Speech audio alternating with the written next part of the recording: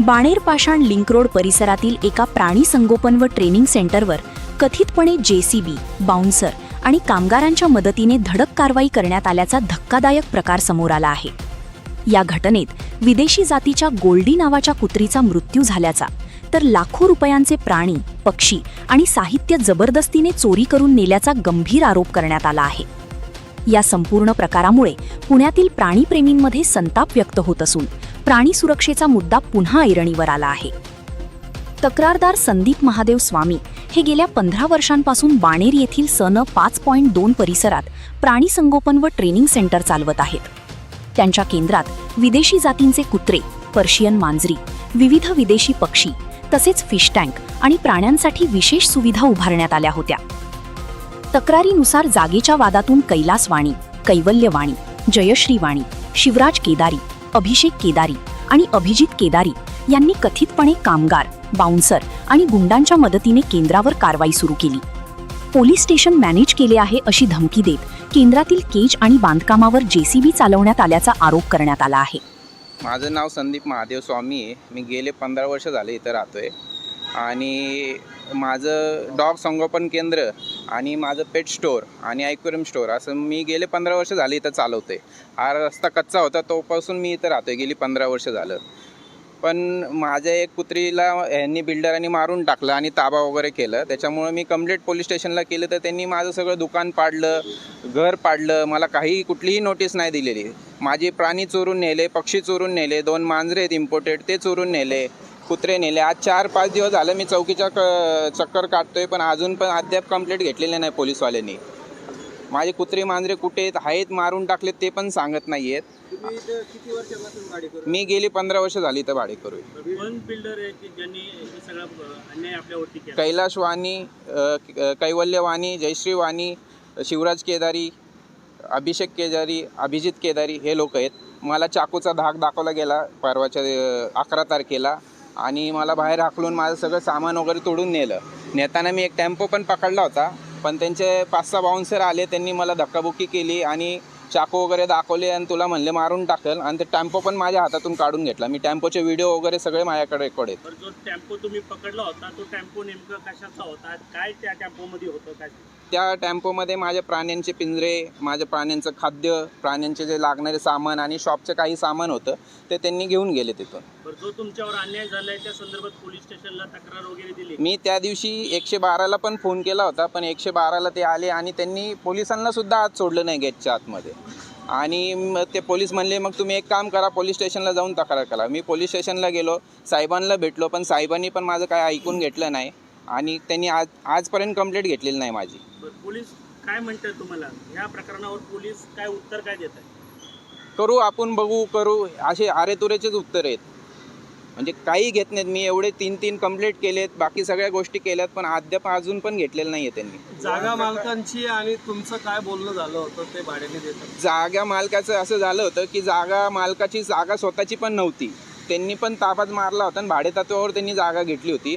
ते मला म्हणले की ते तू राहा इथं, तुला बाकी तू टिकव इथं सगळं आणि जाताना तुला एक दुकान आणि एक वरती कमर्शियल जे पण होईल किंवा जे पण फ्लॅट होईल तो एक 2 BHK 3 BHK फ्लॅट तुला दिला जाईल।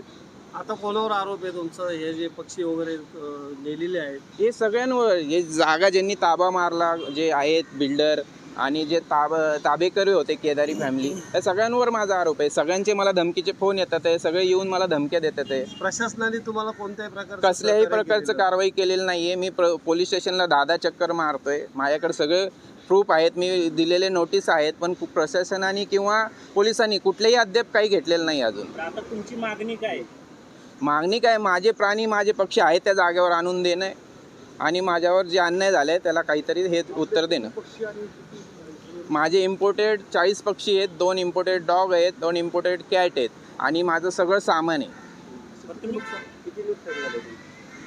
तसं बघायला गेलं तर मी इथं साधारण आजपर्यंत 40-1 लाख रुपयेपर्यंत इन्व्हेस्टमेंट आहे माझी दुकानाची, घराची। माझं घर पण मागच होतं, घर बांधलं होतं मी, माझ्याकडे सगळे पुरावे आहेत।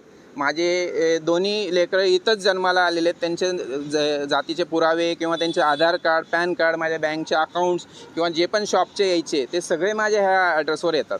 कोणतीही पूर्वकल्पना तुम्हाला न देता मला कुठलीही नोटीस दिलेली नाही, कुठलीही पूर्वकल्पना दिलेली नाही. न देता यांनी डायरेक्ट कारवाई केली. बेकायदेशीरपणे त्यांनी हो तुमचं सगळं पाडलं. हो हो हो त्यांनी तुमच्या या सगळ्या वास्तूंवर, पक्षांवर दरोडा टाकलाय अशी काही हो हो दरोडा टाकलाय. मी केस टाकलेली. म्हणजे तुम्हाला असं म्हणायचं की बिल्डरनी जी वागणूक आम्हाला दिली आहे ते दडपशाहीच आहे. म्हणून तर अद्याप कंप्लीट झालेली नाहीये ना. FIR वगैरे काहीच झालेलं नाहीये. तक्रार कधी दिली तुम्ही? तक्रार एक 5 तारखेला दिलेली आहे, परत 11 तारखेला दिलेली आहे. 5 तारखेला एक, 6 तारखेला एक आणि 11 तारखेला अशा 3 कंप्लीट आहेत माझ्या. तुम्ही एकटेच भाडेकरू होते का तुमच्याबरोबर? नाही, बाकीचे भरपूर भाडेकरू होते. काही लोकांचा वाद झाला, काही लोकांना त्यांनी पैसे देऊन सेटल केले, काही लोकांना अपेक्षा हे देऊन बाहेर काढलं. आणि माझी जागा सगळ्यात मोठी होती आणि मी इथं स्ट्रॉंग होतो, कारण मी 10 गुंठ्या 12 गुंठ्याला मी डेव्हलप केलं होतं सगळं माझं दुकान. आणि 4 गावातले सगळे पंचक्रोशीतले लोक मला ओळखतात, कारण मी कायद्याने कुत्र्याचा ह्याचा सगळा व्यवसाय करतो.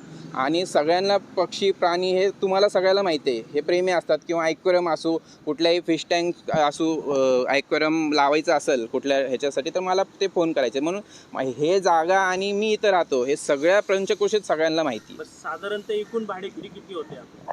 27 भाडेकरू होते या जागेत. बाकी भाडेकरांचं म्हणणं काय यावर?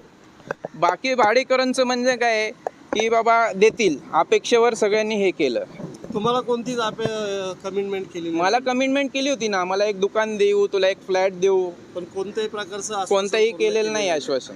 कोणत्या पोलीस स्टेशनला आपण ही तक्रार हे नोंदवली? बाणेर पोलीस स्टेशनला दिलेली आहे, सुतारवाडी पोलीस चौकीला दिलेली आहे, दोन्ही ठिकाणी दिलेली आहे मी. संदीप साहेबांना आज त्यांनी गेली 15 वर्षापासून इथं बाणेर या ठिकाणी राहत असून मला कॉल केला की माझ्यावर अन्याय झाला आहे आणि पोलीस कुठलंच प्रशासन आम्हाला मदत करत नाही. तर मदत करत नसल्यामुळे मी संघटनेच्या वतीनं आलो, माहिती घेतली. तरी 15 वर्षापासून राहत होते ते पोलीस स्टेशनला कंप्लेंट द्यायला गेले.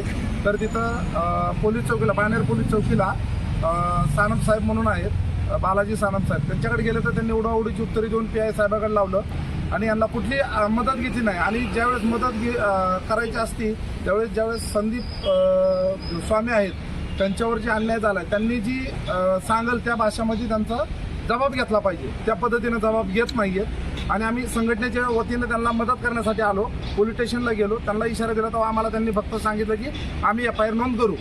आणि जे ह्यांच्या जमिनी गेल्यात आणि बिल्डरनी ह्यांना जी कमिटमेंट केली होती ती पाळलेली नाही आहे. अद्याप त्यांची कुत्री, मांजरे, पक्षी, इम्पॉर्टंट हे सगळे घेऊन गेलेले आहेत. या संदर्भात तुम्ही काय इशारा द्याल प्रशासनाला, काय सांगाल? आम्ही संघटनेच्या वतीने एवढंच बोलू शकतो की यांना संदीप साहेबांना जर नाही जाग्याचा काय त्यांना जे खर्च झालेला आहे त्यांचा किंवा त्यांच्यावर जे अन्याय झाला, रोडवर आज पसारा पडला तुम्ही बघू शकता, एवढं त्यांच्यावर झालं. पक्षी प्राणी त्यांचा खर्च त्यांना देण्यात यावा आणि त्यांना जर राहण्यासाठी जी उपजीविका लागते, अन्न, वस्त्र, निवारा, यासाठी त्यांना जागा कुठेतरी देण्यात यावी.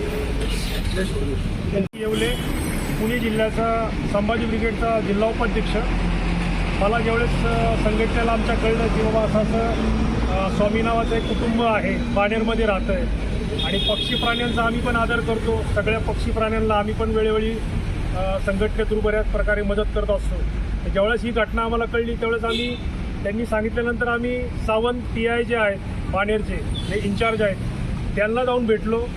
सगळी ह्या ठिकाणची पाहणी केली. पाहणी केल्यानंतर आम्हाला एक असं निदर्शनात आलं की आज पुण्यामध्ये बरेच बिल्डर आहेत की जी चांगल्या ठिकाणी जी मोक्याच्या जागा आहेत त्या ठिकाणी ताबा करतात आणि हे जे काही भाडेकरू आहेत, आज इथं जर बघितलं तर 28 भाडेकरू राहत होते. ठीक आहे, छोटे मोठे भाडेकरी असतील, त्यांच्या नावावर जमिनी नसतील, पण काही असे लोक होते की ज्यांच्या नावावर काहीतरी सातबारा असेल किंवा थोडंफार पूर्व. आता इथं जर बघितलं ही जागा सगळी राखपसरे फॅमिली, जे मातंग समाजाचे जे लोक होते ते लोंढे, राखपसरे अशी बरेच फॅमिलींच्या ह्या जागा होत्या. त्याच्यातसुद्धा त्यांनी मोठ्या प्रकारचा भ्रष्टाचार केला आहे. त्यामध्ये काही 5 कुटुंब होते, त्याच्या 3 कुटुंबांना पैसे दिले, 2 कुटुंबाचे पैसे लुटले त्यांनी. म्हणजे माझा सरळ आरोप आहे की बिल्डर लोकांनी सगळे पैसे स्वतःच्या घशात घातले, हे गुंड प्रवृत्तीच्या लोकांना हाताशी घेतलं. इथं आज जर बघितलं हे स्वामी कुटुंब आहे, हे पक्षी 40 पक्षी इथं त्यांनी ते सगळे इम्पॉर्टंट पक्षी असेल ते पुढे उचलून नेलं माहीत नाही, कुत्रं मारून टाकलेलं बघितलं आम्ही. त्याचा त्यांनी विधी केला नेऊन, त्याचे सुद्धा रितसर पावत आहेत.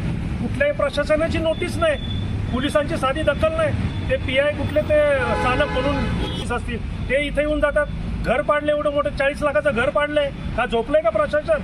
घर पाडलंय, त्याच्या पाठीमागे त्याचं ते गोट्यासारखं सगळं. आज इथं जर तुम्ही बघितलं असाल तर सगळं पक्ष्यांचे सगळे पिंजरे आहेत. हे समोरचा कुठला तो एक भंगारवाला त्याला विकलंय, त्यांनी ते रात्रीचंच भरून नेलं. एक टेम्पोला येतो, सगळं भरून घेऊन जातो. इथले सगळे पिंजरे बाहेर फेकले जातात. इथे स्वामी कुटुंबावर जो अन्याय झाला त्याच्या संदर्भात तुम्ही संभाजी ब्रिगेडच्या वतीने काय आमच्यातर्फे असा इशारा देतो आम्ही की स्वामी कुटुंबावरती ते पक्षी असतील ते पक्षी तात्काळ त्यांनी इथं आणून द्यावेत. त्यांचं जे घर पाडले 40-50 लाखाचं, त्या घराचा भरपाई त्यांना मिळावी. त्याच्यानंतर 15 वर्ष ते इथे राहतात, भाड्याने राहतात. फेब्रुवारीपर्यंत भाडं दिलं त्यांनी. याचं काय असंच फुकट नाही, सगळे ऑनलाईन ट्रान्झॅक्शन आहेत. भाडेकरांच्या सगळ्या रितसर पावत्या मेसेज त्यांना येत आहेत, लाईट बिल भरतायत, मुलांचे डॉक्युमेंट इथले आहेत, सगळे प्रॉपर्टीचे डॉक्युमेंट असताना आज इथला दरवाजा बंद करून टाकला, सगळे पत्र ठोकलेत. JCB येऊन 50 बाउन्सर्स घेऊन अशा पद्धतीचं जर लाथाळ पुण्यामध्ये चालत असेल तर याला कोणाचा तरी मोठ्या पक्षाच्या कुठल्या तरी प्रशासनातला आणि पक्षातला मोठ्या याला पाठबळ असण्याची शक्यता आहे. तर याची तात्काळ चौकशी होण्यात यावी, अन्यथा भविष्यात मोठं आंदोलन छेडण्यात येईल.